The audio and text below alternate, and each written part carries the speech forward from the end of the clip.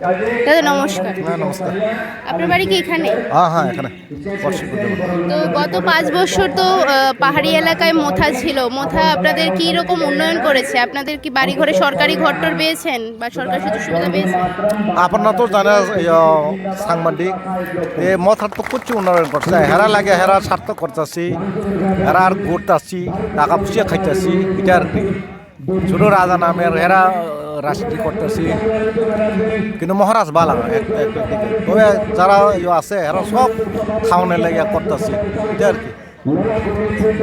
তো এই যে 12ই এপ্রিল যে এডিসিতে নির্বাচন হতে চলেছে, তো আপনার কি মনে হয় কোন দল জয়ী হলে আপনাদের এলাকার উন্নয়ন হবে, রাজ্যের উন্নয়ন হবে, বা আপনাদের যা যা প্রত্যাশা রয়েছে তা সবগুলো ঠিকভাবে পাবেন আপনারা?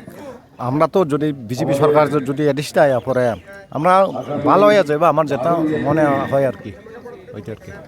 তো এই যে আপনাদের এলাকার যিনি বিজেপি মনোনীত প্রার্থী রয়েছেন ডেভিড দেববর্মা, উনি যদি জয়ী হন তাহলে উনি কি আপনাদের সমস্ত প্রত্যাশা পূরণ করতে পারবে? পূরণ করবা 100 বার। ঠিক আছে, ধন্যবাদ।